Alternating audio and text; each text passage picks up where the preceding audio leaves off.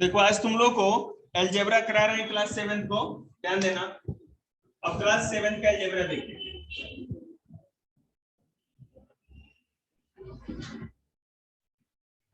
Class 7 को याद दिला दें, सिंपल इक्वेशन का रिवीजन नोट्स, लाइट चैप्टर का very short fill ups true false जितना है वो, और प्लस शॉर्ट और लॉन्ग का टेस्ट।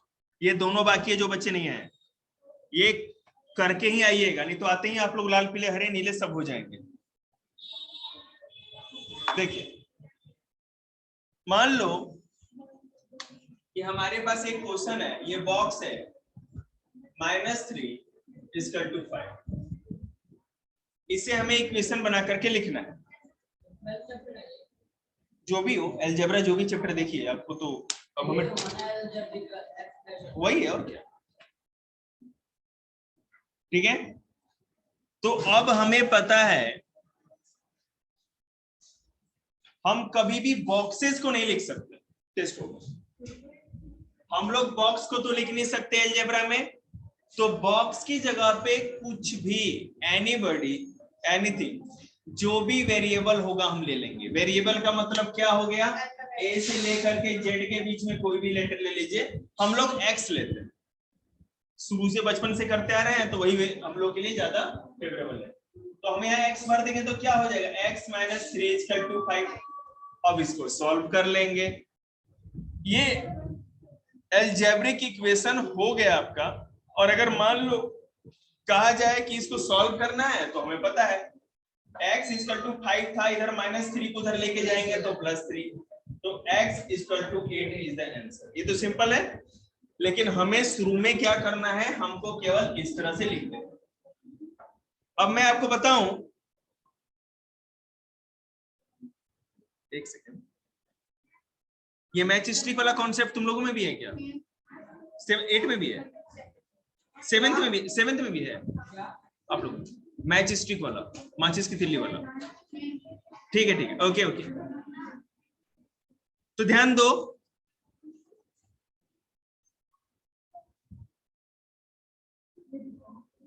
देखिए कोएफिशिएंट क्या होता है, वेरिएबल क्या होता है, और कांस्टेंट क्या होता है, इसको मैं आपको एक बार समझा। अब अगर मैं इसको इस तरह लिखूं, देखिए मैंने लिखा 3x + 1, ठीक है। तो हमें पता है कि जो x है a से z तक जो भी होता है वो वेरिएबल होता है, ठीक है। ये हो गया वेरिएबल। जो केवल अकेला रहे, ऐसा नंबर जो अकेला रहे, किसी भी वेरिएबल के साथ ना हो, उसको कहते हैं कांस्टेंट। और ऐसा कांस्टेंट जो वेरिएबल के साथ मिला हुआ हो, उसी को कहते हैं कोएफिशिएंट। क्या कहते हैं? कोएफिशिएंट। समझ में आया आप लोग को? पहली बात ध्यान देंगे आप लोग, 3x + 1 था। x जो है केवल वेरिएबल है, केवल नंबर अकेला रहे, उसके साथ कुछ ना रहे तो वो हमारा कांस्टेंट। और जब किसी वेरिएबल के साथ कोई नंबर जुड़ा हुआ होता है, तो जुड़े हुए नंबर को कोएफिशिएंट कहते हैं। समझ में आया आप लोग को? ठीक है, इससे रिलेटेड एक दो क्वेश्चन करते हैं, देखो।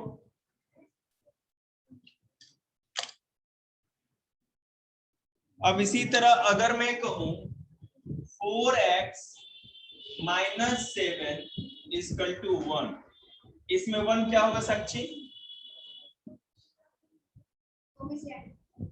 ये 1 कोएफिशिएंट होगा। कॉफी पिलाएं तुमको मुक्का मार के। 1 क्या होगा?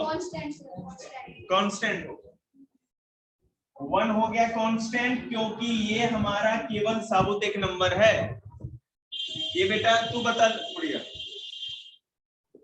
ये जो 7 है ये क्या होगा? कांस्टेंट ही होगा, क्योंकि एक नंबर ही तो है। तुम बताओ लड़के, ये x क्या होगा? ये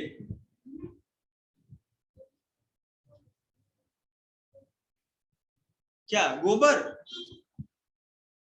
x क्या है? वेरिएबल है। और जो 4x के साथ जुड़ा हुआ है वो क्या है शुभम? कोएफिशिएंट। बिल्कुल सही।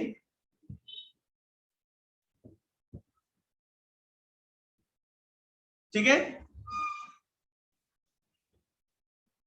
अब एक तो क्वेश्चन और कराते हैं, एक क्वेश्चन और, उसके बाद सीधे कॉन्सेप्ट से बाहर निकलते हैं। तो आप लोग को वेरिएबल, कांस्टेंट और कोएफिशिएंट पहचानना आना चाहिए। ओके, इस बार क्वेश्चन तुम दोनों के लिए है, तुम दोनों के लिए ध्यान देना।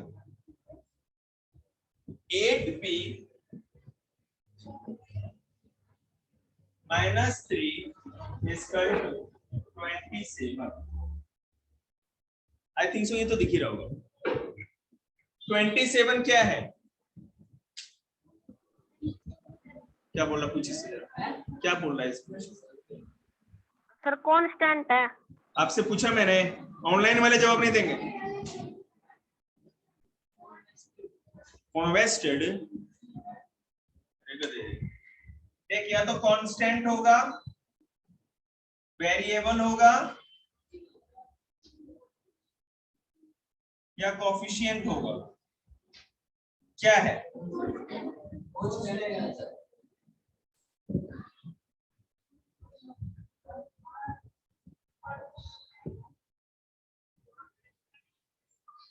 कांस्टेंट, ये कांस्टेंट करो। ठीक है, तुम बता गुड़िया ये क्या होगा? पी क्या होगा? इन तीनों में से क्या होगा?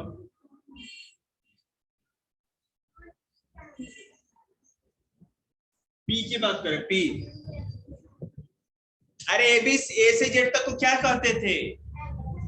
ए से जेड के बीच वाले लेटर जो आते थे अलजेब्रा में, उसको हम क्या कहते थे? वेरिएबल कहते थे ना, बताया है ना कि यहाँ पर ए से जेड तक जो भी लेटर होगा वेरिएबल होता है। कोएफिशिएंट मतलब 4x, तो x के साथ जुड़ा हुआ। 8p, तो ये जो p के साथ जुड़ा हुआ 8 है।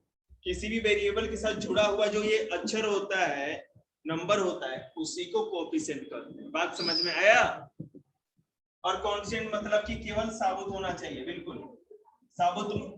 मूंग देखा है ना, उड़द की दाल साबुत, वो साबुत रहेगा, इसमें कुछ भी खिचड़ी मिक्स नहीं होगी।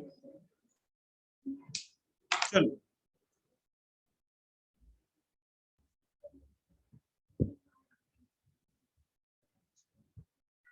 देखो, मैं कुछ लेटर्स लिख रहा हूं यहाँ पे, अलजेब्रिक एक्सप्रेशन, वो देखिएगा। इसमें आपको ये बताना होगा कौन अलजेब्रिक एक्सप्रेशन है और कौन नहीं है। ठीक है, जैसे मैं कहूं 7x + 4 = 5। ठीक है, 7x, उसके बाद मैं कहूं 7x = 4, 7x + 3, x + 4, 9x + 2। एकदम दिमाग में इस बात को डाल लीजिएगा कि लाइट टेस्ट होगा। तुमने लिखा क्यों नहीं? फोन तो लाया होगा ना, क्यों नहीं लाया? उस दिन तो लाए थे, लिख रहे थे, देखा था बच्चों ने। अभी बेटे वो जो टेस्ट लिखे हो ना, उठा के पूछ दूंगा ना तो लाल पीले हरे हो जाओगे। बिल्कुल पूछेंगे बेटे, पूरा शक है तुम पर।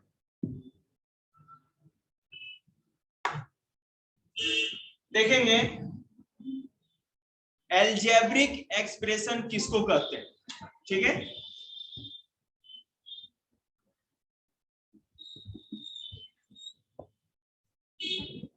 अलजेब्रिक एक्सप्रेशन किसको कहते हैं? जिसमें = का साइन नहीं। अगर = का साइन आ गया तो वो क्या कहते हैं, सॉरी, वो एक्सप्रेशन नहीं कहा जाएगा। ठीक है, अब यहाँ पर = का साइन आ गया, ये नहीं हो सकता, यहाँ पर आ गया, ये नहीं हो सकता, लेकिन ये और ये होगा। समझ में आया? ये बराबर का साइन लग गया तो वो अलजेब्रिक एक्सप्रेशन नहीं होगा। हाँ देखते हैं। ओके,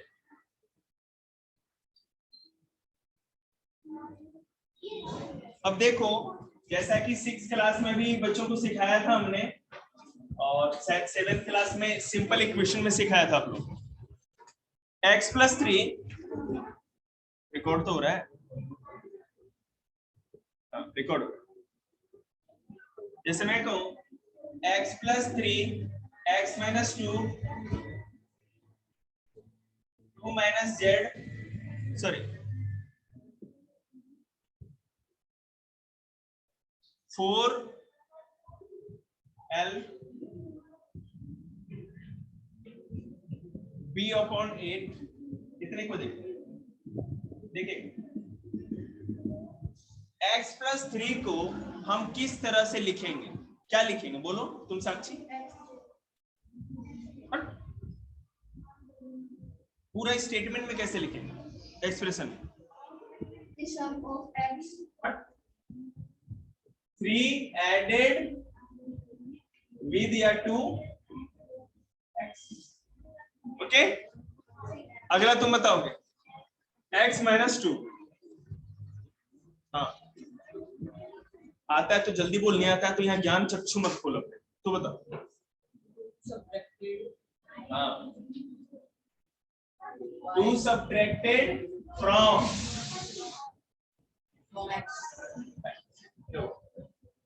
याद बैठ के घर जाके क्या करो, घर जाके तो वही तुम लोग का लिपा पोती करना है, पहले ये करो ना, ये कर लोगे घर से, मैथ करो। 2 माइनस जेड तो क्या होगा तुम बताओ, 2 subtracted from that बाद वाला होगा ना, z subtracted from 2, तुम्हें कुछ समझ में आ रहा है या नहीं आ रहा, नहीं तो बताओ 4l क्या होगा, तेज बोलो, तुम बताओ, तुम बताओ। 4 टाइम्स क्यों लिखेंगे, 4 मल्टीप्लाइड हो लिखो ना बाई l, और इसको क्या लिखेंगे दिलीप जल्दी बताओ,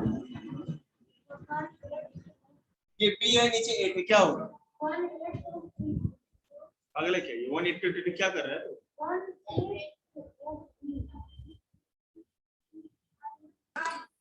सर b divided by, तो बता क्या हो सकती, अरे सबके अरे b अपॉन 8 है, तो बता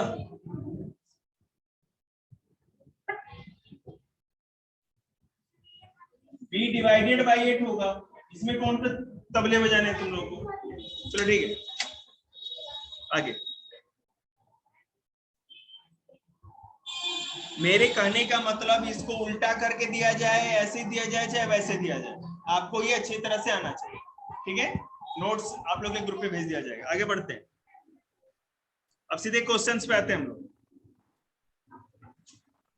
ये बेस था आप लोग का, क्या बेस भाई, मैंने तो 6th क्लास में इतना अलजेब्रा अच्छा करा रखा है आप लोग को कि कोई दिक्कत ही नहीं होगी, जो पढ़ा था हमसे जिनसे।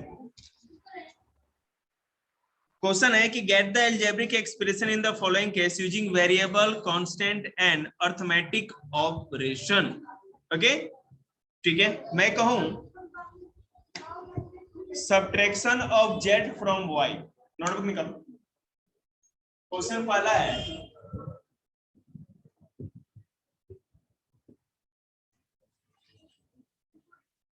z subtraction of z from y, तो क्या होगा, फ्रॉम y है तो y माइनस z, क्लियर है।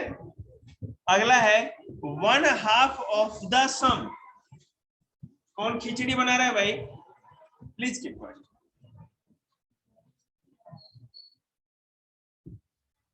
एट क्लास के जितने भी चैप्टर्स है सबका मैंने सॉल्यूशन भेज दिया है, एक चैप्टर छोड़ के ऑल टू ऑल चला गया और वो मिस हो गया, इसलिए तो अब आपकी जिम्मेवारी है कि क्या आपके साइंस का 13 या 14 जितना भी चैप्टर है ना 1 से लेकर के आपके ग्रुप पे सारा का सारा सॉल्यूशन जा चुका है आपके बुक से। कितना 15 तो जा ही चुका है, इसमें 18 है ना, तो 17 चैप्टर भेज रखे हैं और विश्वास रखिए आपका कोई भी एक्स्ट्रा चैप्टर नहीं होगा। अब मयंक आ गया, उसके साथ रिवाइज कर लीजिए। One half of the sum, देखिएगा, one half of the sum of numbers x and y। Okay, करके देखिए, बिल्कुल सही, तो पूरा करो ना। तो one half of the sum, one half of the sum, कोई बात नहीं, हम पहले सम कर लेते हैं किसका, sum of number x and y। तो सम मतलब कि x और y का सम, और इसका कितना हाफ, ये कर लिया हमने। क्या, हाँ नोट्स, तो फोन लेके क्या करेगा ये, जब नोट्स आए तो फोन क्यों लेके आएगा। अरे कुछ सिखाया यार, इसने दौरे पड़ रहे हैं बैठे बैठे। तो बेटा यहाँ 1 से मल्टीप्लाई x प्लस 2 पूरा हो गया, x प्लस वाई ऊपर का, तो ऊपर x प्लस वाई रह गया, और नीचे क्या हो गया 2 का 2। यही आपका आंसर हो गया। क्लियर है, समझ में आया या नहीं आया। x plus sum of numbers x and y, x और y दिख रहा है, इसका सम x प्लस y हो गया, इसका हाफ, तो हाफ क्या हो गया, यही होगा ना, तो हाफ से मल्टीप्लाई करते हैं। अब x प्लस वाई ऊपर से मल्टीप्लाई हो गया तो ऊपर रह गया, ये डिनोमिनेटर में 2 था तो ऐसे छोड़ दिया, अब ये सॉल्व हो नहीं सकता, यही आंसर हो जाता। ठीक है, ओके।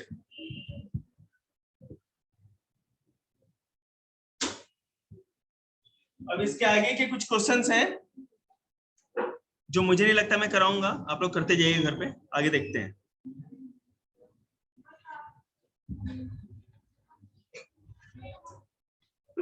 नेक्स्ट चलते हैं हम लोग। देखो कह रहा है कि sum of numbers A and B, question है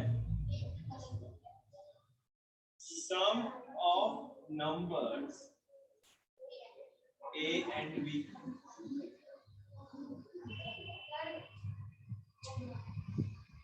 चलो subtracted from their product।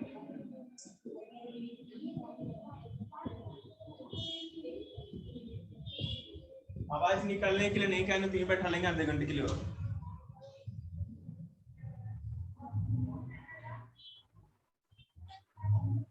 ठीक है, sum of number A and B, तो ए और बी का जो सम है ये सब्ट्रैक्ट किससे हो रहा है, प्रोडक्ट में से। कल चेक करेंगे। तो हम पहले दो चीज क्लियर कर लें, ए और बी का सम क्या होगा, ए प्लस बी, और प्रोडक्ट क्या होगा, ए इंटू बी, मल्टीप्लाइंग तो प्रोडक्ट होता है। कहा जा रहा है subtracted from their product, subtracted from their product, तो सब्ट्रैक्टेड किससे, प्रोडक्ट से सब्ट्रैक्ट हो रहा है, तो पहले रखेंगे सब्ट्रैक्ट सॉरी प्रोडक्ट, और उसके बाद इसके सम को इससे कर देंगे सब्ट्रैक्ट। बात खत्म। अब क्लियर हुआ, किसको समझ में नहीं आया बोलो, नहीं है। देखिए कहा जा रहा है sum of numbers A and B, A and B का सम क्या होगा, प्लस होगी, सब्ट्रैक्टेड फ्रॉम देयर प्रोडक्ट, तो प्रोडक्ट का मतलब मल्टीप्लाई होता है, तो ये मल्टीप्लाई कर दिया, तो क्या करें सब्ट्रैक्टेड फ्रॉम देयर प्रोडक्ट, तो पहले प्रोडक्ट रखेंगे ना। मैं कहूं कि 4 सब्ट्रैक्टेड फ्रॉम 10, 4 सब्ट्रैक्टेड फ्रॉम 10, तो पहले क्या लिखेंगे, अरे आ रहा है समझ में चमनप्रास, तो पहले 10 लिखेंगे उसके बाद ही तो 4 लिखेंगे ना, तो वही तो कर रहे हैं subtracted from their product, product ये था तो पहले प्रोडक्ट को लिखे। अपारदर्शी, बिल्कुल आर पार कुछ नहीं दिखे, हाँ कीप क्वाइट। तो ये बेटा प्रोडक्ट हो गया, और इसमें से माइनस किसको किया है, सम को, ये रहा सम हमारा। अब आया समझे, चलिए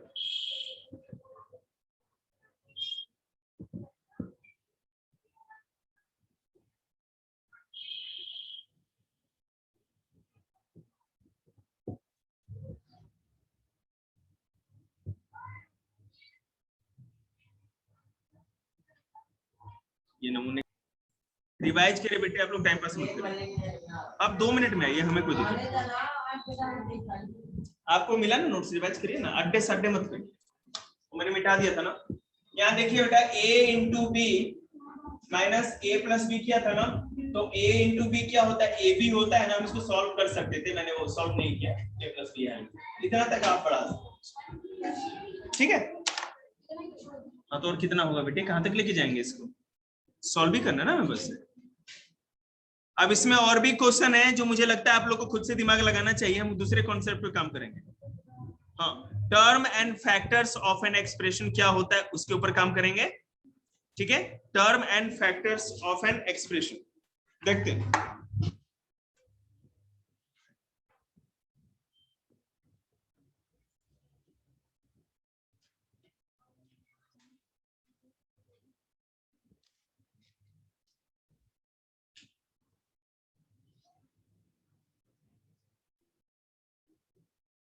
Terms and factors of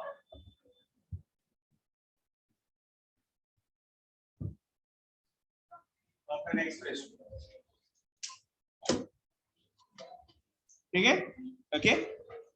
अब मैं आपको जो अभी चार्ट बताने जा रहा हूं, बिल्कुल दिमाग की खिड़की खोल के समझ लें। ये जो फ्लो चार्ट आपको दिखा रहे हैं पूरा का पूरा आपका अलजेब्रा का बेसिक क्लियर हो जाएगा, पूरा ध्यान दें। मैं अगर लिखूं 2x माइनस, ठीक है। अब बेटा 2x, अब हम इसको क्या करते हैं, दो हिस्सों में तोड़ के देख लेते हैं।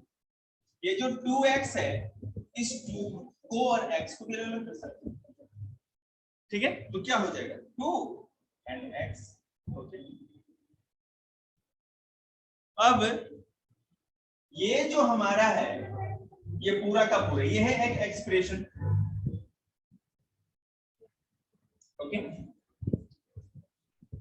अब 2x और माइनस, हमने इससे -3 लिया, 2x और -3 इन दोनों को मिलाने से क्या बना, एक्सप्रेशन। और इन दोनों को अलग अलग अगर आप कहो तो कहा जाएगा टर्म, ठीक है। और एक टर्म जिनसे बनता है, ये तो इसमें तो एक ही है, दो तो है नहीं, लेकिन ये दो चीजों से मिलके बना है ये टर्म। तो एक टर्म जिन जिन चीजों से मिलके बनता है उनको कहते हैं फैक्टर्स। क्लियर है? विश्वास करिए 8 और 9th क्लास के बच्चे और जो उन्होंने पढ़ाई नहीं की वो भी बिलक जाते हैं, तो आप ध्यान देंगे। एक्सप्रेशन पूरे के पूरे एक इक्वेशन को कहेंगे जिसमें बराबर का साइन ना लगा हुआ हो। अब एक एक्सप्रेशन टर्मों से बना होगा।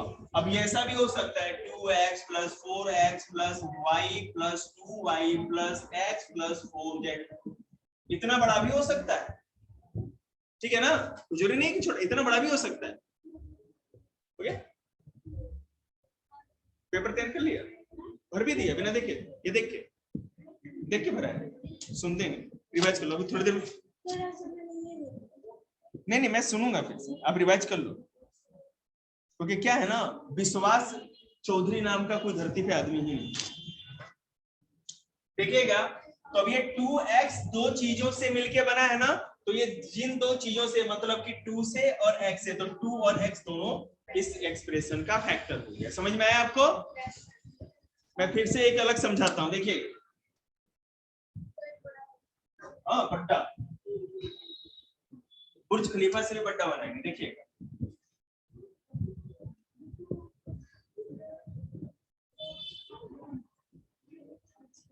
ये 4 और z, ये x, ये 2 और ये y, ये 4 और ये x, ये 2 और x। अब ये जितने आपको दिख रहे हैं, अब ये सिंगल है ना, तो ये टर्म हो गया। ये जो x है ये टर्म हो गया, ये सिंगल है। यहाँ पे और सिंगल देखो, ये y भी अकेला है ना, तो ये टर्म हो गया।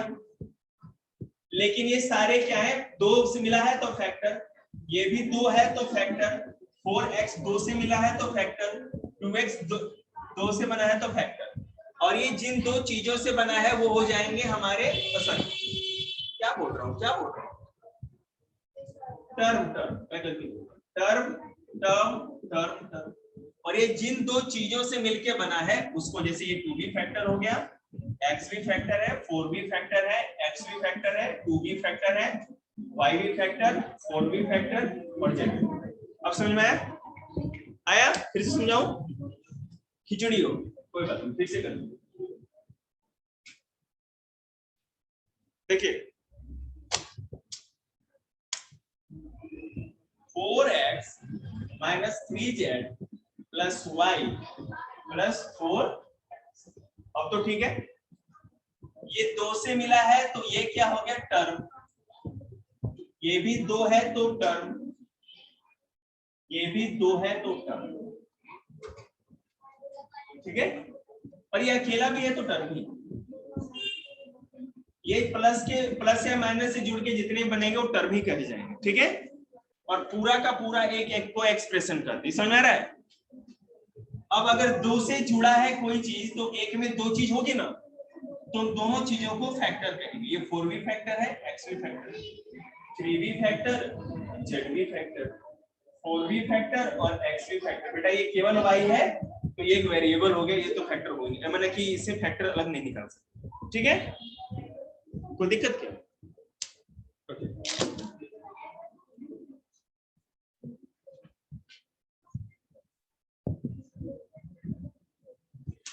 अब एक ऐसा ही हम लोग क्या करते हैं, समोसे टाइप क्वेश्चन को देखते हैं और उसके बाद इस टर्म को, इस कॉन्सेप्ट को स्किप करके आगे बढ़ जाएंगे। लीजिए खाइए बरसात में समोसा, पारदेश मतलब सबसे दूर।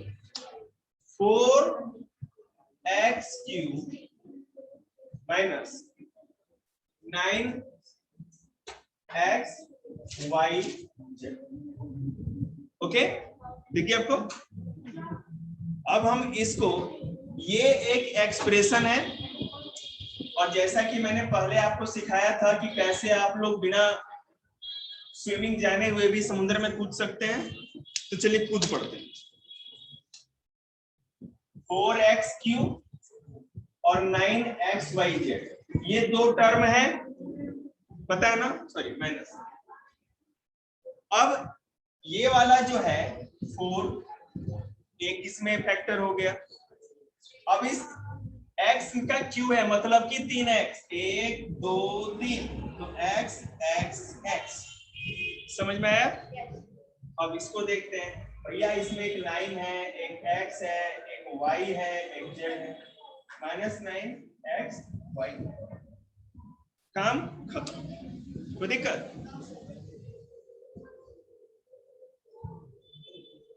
चलिए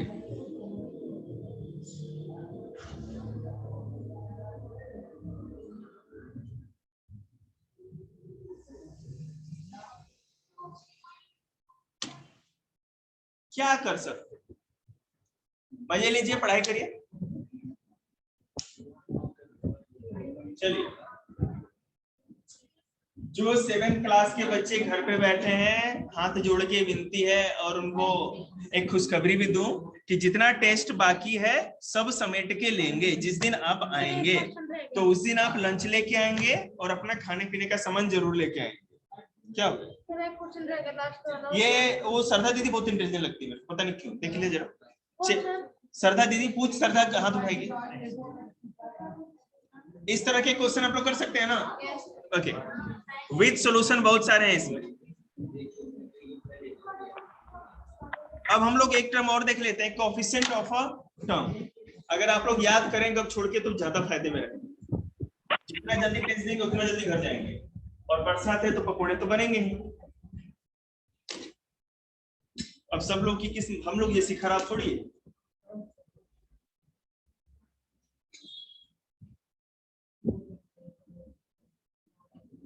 देख अब किसी टर्म का कोएफिशिएंट क्या होता है, ठीक है। चलो अब यहां पर एक चीज देखना, अगर 2x -3 मैंने एक एक्सप्रेशन लिखा, तो हमें पता है कि एक से अधिक फैक्टर्स जब मिलते हैं तो एक टर्म बनता है।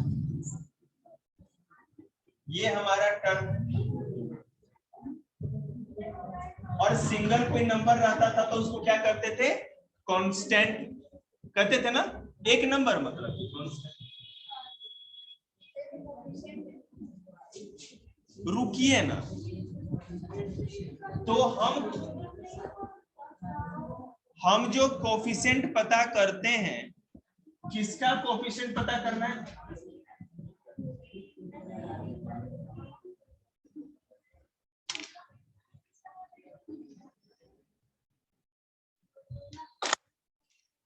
बताइए किसका, टर्म का। तो हम टर्म भैया को बाहर निकालते हैं, ये हमारे टर्म भैया हो गए, और इनका कोफिशिएंट निकालना है। तो हमने बताया है कि वेरिएबल के साथ जो भी नंबर जुड़ा होता है वही उसका कोफिशिएंट कहा जाता है। तो x हमारा वेरिएबल है और 2 हमारा कोफिशिएंट है। समझ में आया? फिर से एक बार आपको है ना टाइम मशीन में बिठा के 100 साल पीछे ले चलते हैं। 2x - 3 है, एक एक्सप्रेशन है, ये रहा एक टर्म, क्योंकि फैक्टर के जुड़ने से टर्म बनता है, और ये सिंगल नंबर है तो क्या है, कांस्टेंट। तो हमें कोफिशिएंट केवल टर्म में ही मिल सकता है, टर्म नहीं तो कोफिशिएंट नहीं। ये रहा 2x एक टर्म, 2x को लिया हमने, और हमें पता है कि कोफिशिएंट एक टर्म के अंदर, ये है एक टर्म, इसमें जो वेरिएबल होगा, यहाँ x है, उसके साथ जुड़ा हुआ जो नंबर होता है वही उसका कोफिशिएंट होता है। इस कोफिशिएंट का जो सॉरी इस टर्म का कोफिशिएंट 2, समझ में आया? ये मकालू एक से लिखा तुमने है ना, जो कि भैया एक